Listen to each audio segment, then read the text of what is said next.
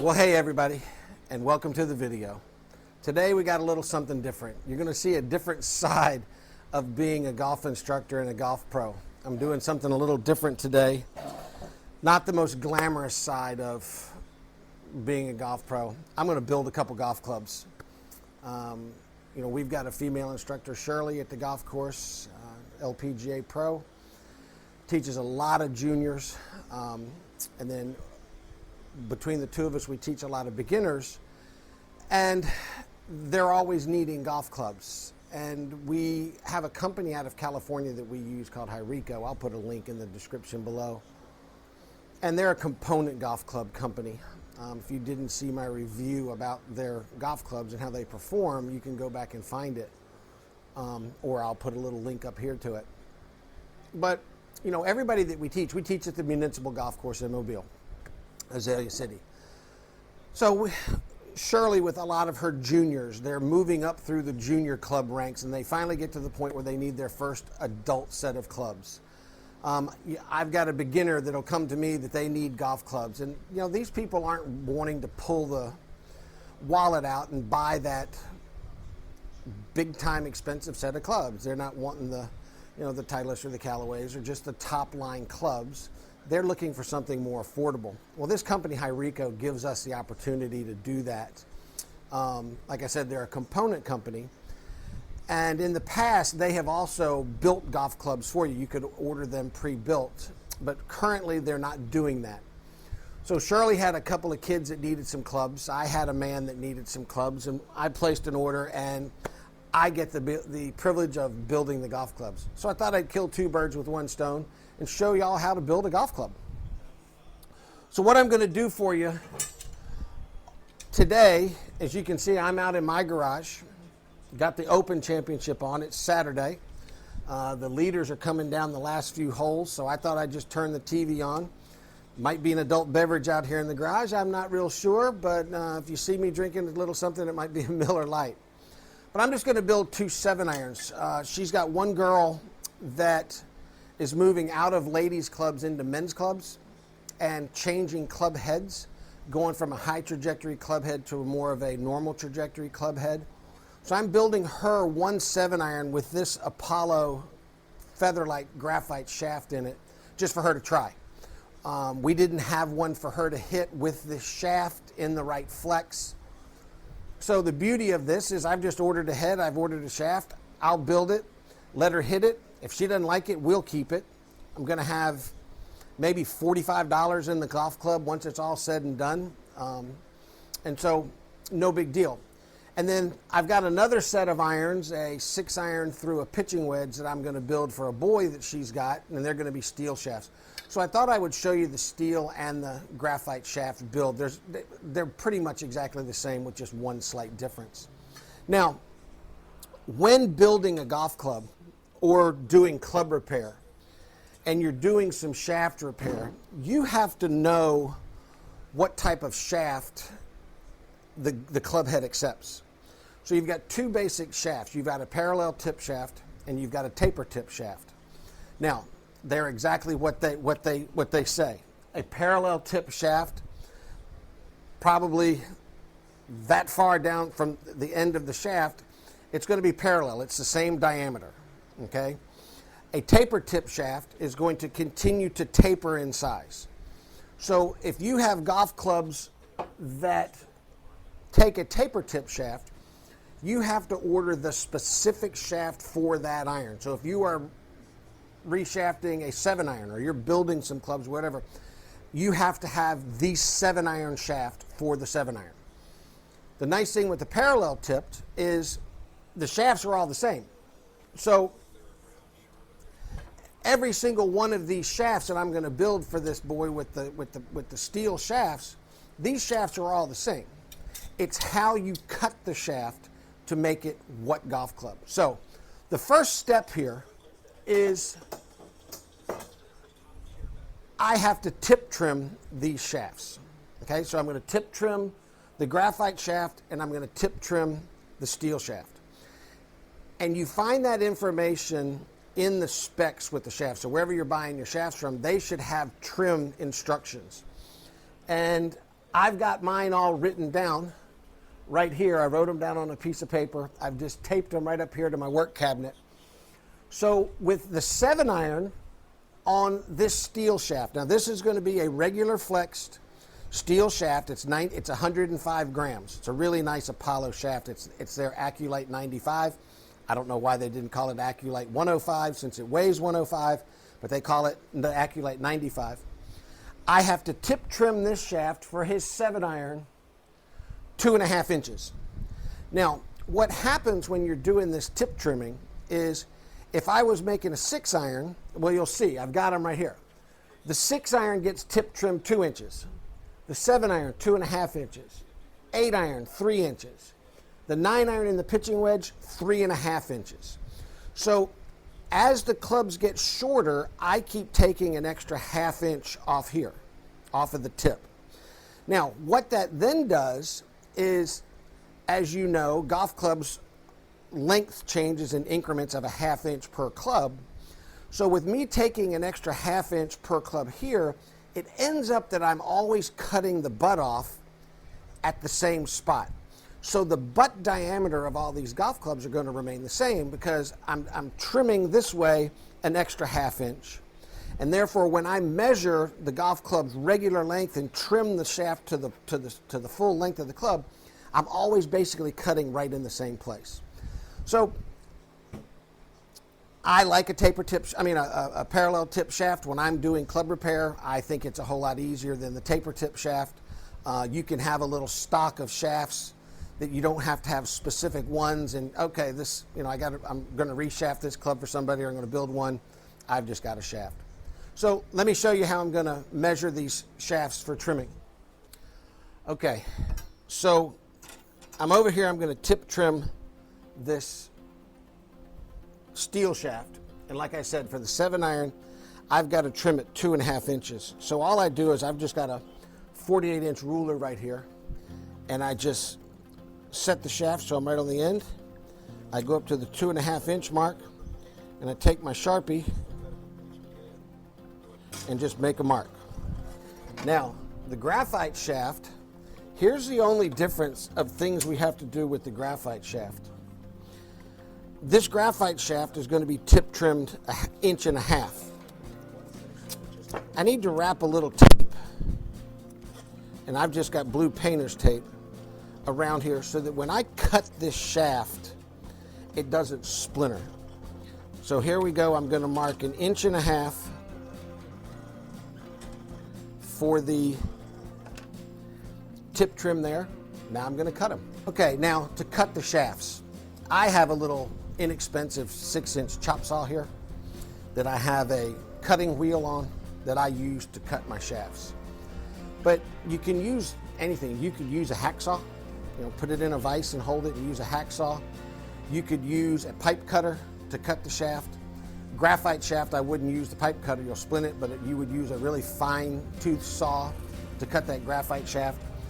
I got this saw from Harbor Freight for about 25 bucks years ago to do just this. I don't use it for anything but trimming shafts. But now all I got to do is I just got to put the shaft in here, line it up on the line that I just drew. And here I'll show you how cheap my saw is. The little magnets brushes get off. Sometimes I got to whack it with a hammer to get it to work.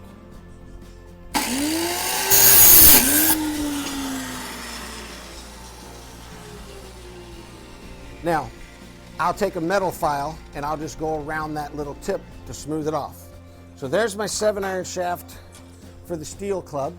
Now, let me cut the shaft for the graphite. Same thing, just line it up.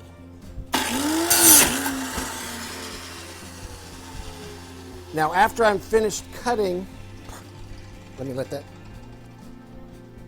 After I'm finished cutting the graphite, I'll take this tape off, and that left me with a very smooth finish right there.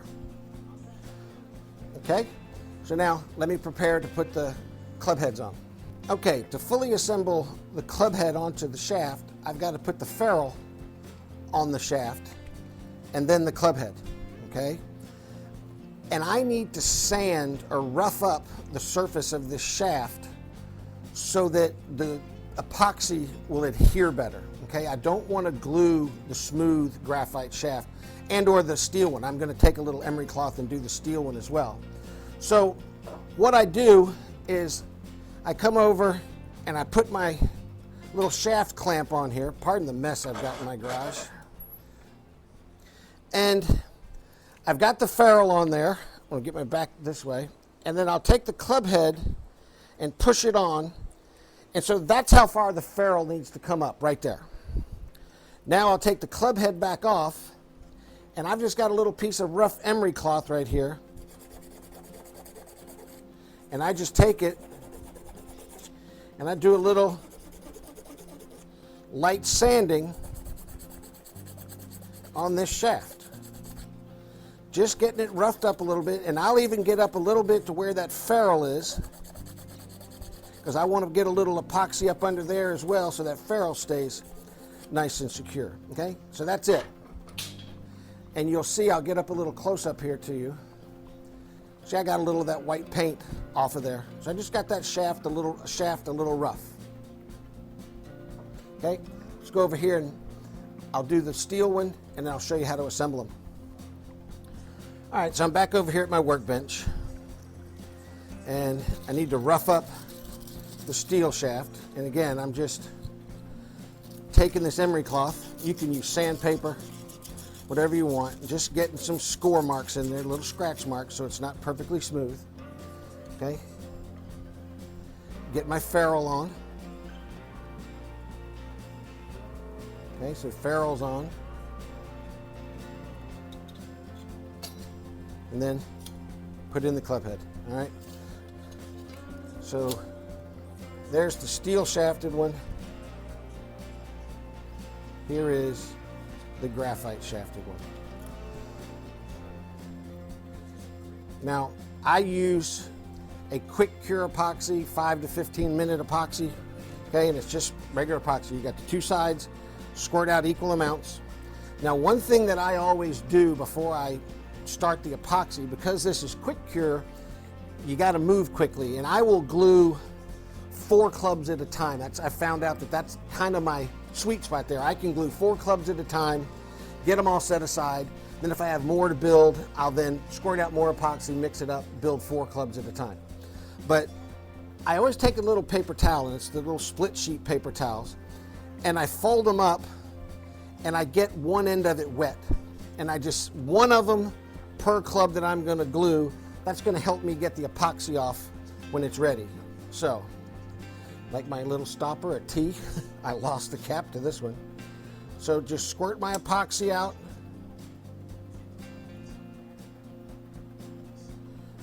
That one, equal amounts of this one.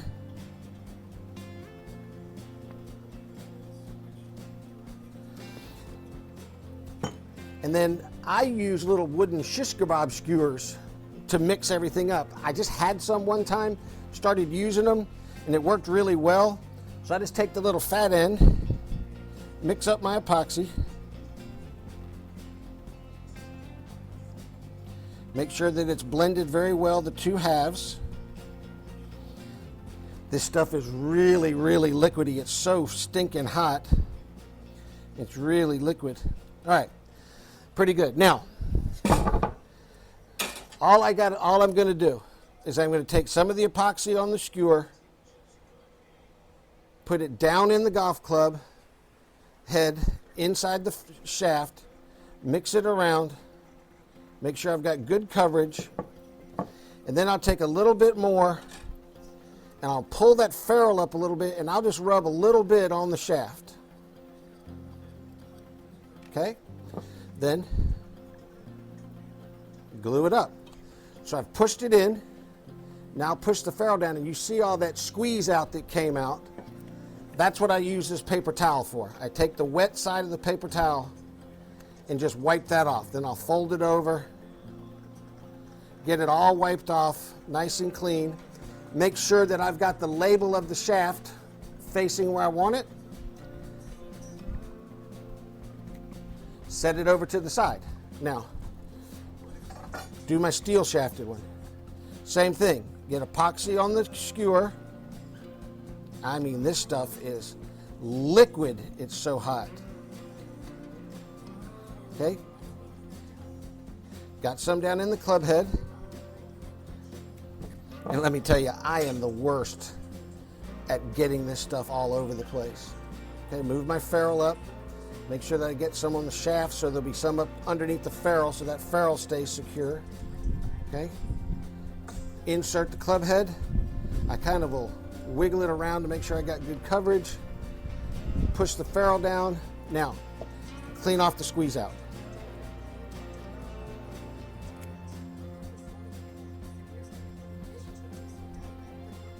And because I'm so sloppy, this is why I use one paper towel per club. I've tried to do it with, just a red washable cloth or thing. I end up with epoxy all over the place. All right, make sure that I've got that shaft lined up. And there you go. Now I just got to let those clubs sit for about 10-15 minutes, let them dry. Then I'll butt trim them to the proper length. I'll show you how I do that. Put a grip on them. Almost done. All right, so I've waited enough time for the epoxy to cure on these two golf clubs. Now, even though this is quick cure epoxy, I always tell the person who's getting the clubs that, like, if they came and got them today, hey, don't hit them until tomorrow. I usually give these 24 hours to cure really, really well before I would use them. While I was, sorry about that. While I was waiting on that epoxy to cure, I glued up and I tip trimmed and glued up the other 5 clubs that I'm building today. Okay, let me come over here and let me show you how I measure for length. Okay, I'm going to be out of the picture here on this one. You'll see my body, but I just wanted to show you this. So here's my 4-foot ruler. And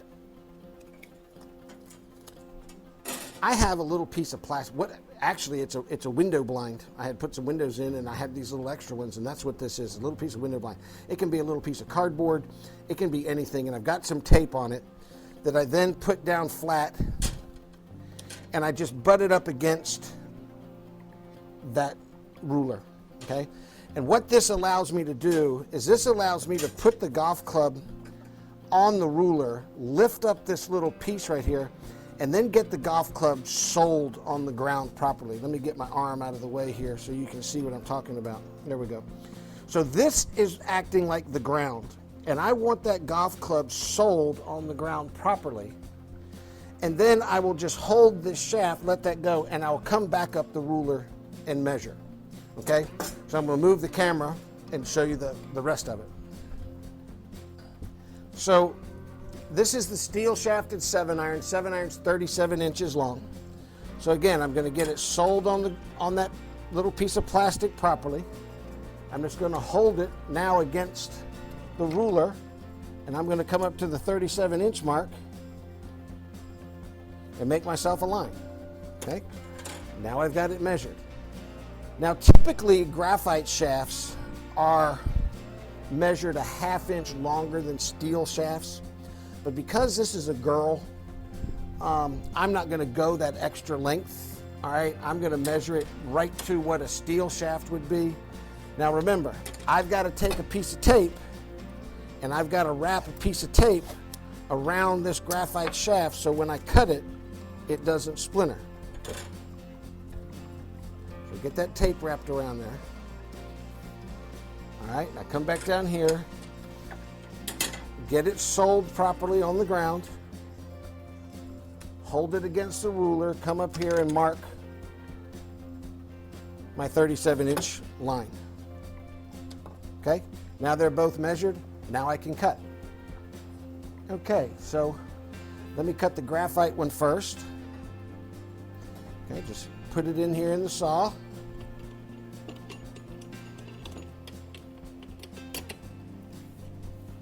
Okay, get the blade lined up. Right there.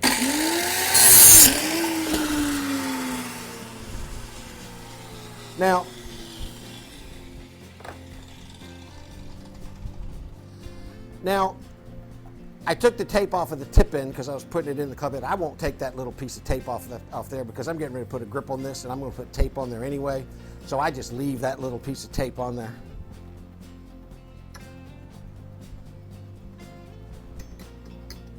Here we go. Now let's cut the steel one.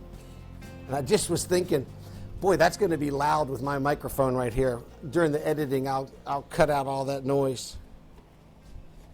Okay, so measure. Come on.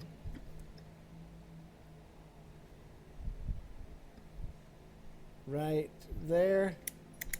And of course, hit it with a hammer.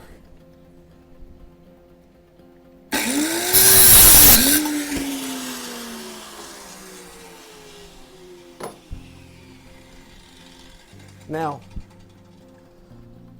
I'll take the metal file again and I'll go around the edges to get all the little shards off and make sure that there's nothing sharp.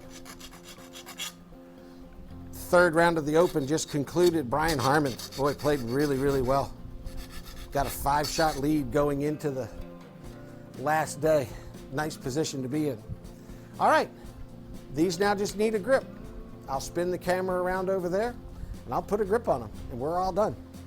All right, so there's a million videos on YouTube about how to put on a grip. Matter of fact, I've got one on there on YouTube from a long time ago that'll be a little more detailed than this.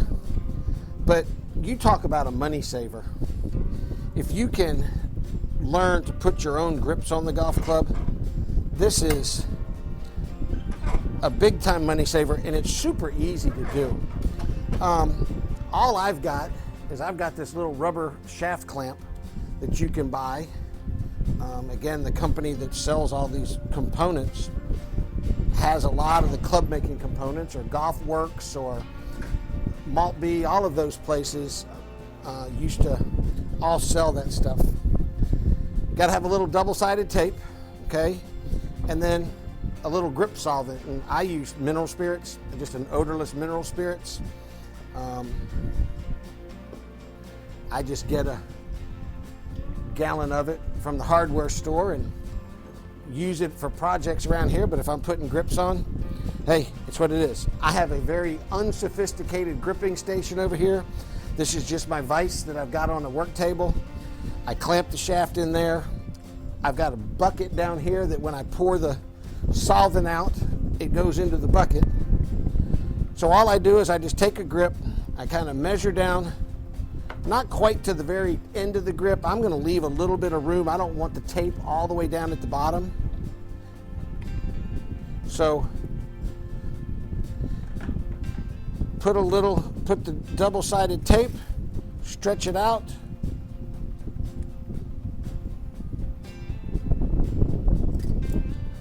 Take my utility knife and cut it off. Now, the most important thing for you to do when you are putting these grips on there, you have got to leave a 1/2 inch or so of tape hanging over the end of the shaft. And then when I wrap this tape around the shaft, I am going to cover the end of the shaft with this double-sided tape. If you don't do that, your grip will not go on, okay? Just trust me, that grip will not go on. So I'm going to peel the backing off the tape, throw it in the garbage can, wrap this tape around, get it as smooth as I can because you will be able to feel some of those ridges. And now I'm going to take this excess, just kind of wad it up and stick it right in the end. All right? Then I take my thumb I do it with the left hand and cover up the hole in the back of the grip. Then I take a little bit of the grip solvent, squirt it down in the grip. Take my other finger, shake it around in there to get it loose. Now I'll get up close. And then I'm just going to take my fingers and I'm going to pinch the end of that grip. Okay, right there. I'm just going to pinch the end of that grip. And I'm going to nice and easy pour that solvent out and get it going all the way up and down that club. And then just in time, you just put that grip over that end, get it on. And easy as you can please, there you've got a grip on a golf club. Take a towel, wipe off a little of your excess glue and solvent that'll come out of there. I always then take the golf club and kind of tap it a couple times on the ground just to make sure that grip's in there. And there's a grip done. Okay, here we go. Let's do the graphite shafted one. Okay, get it in my vise. Get my grip over here. Measure.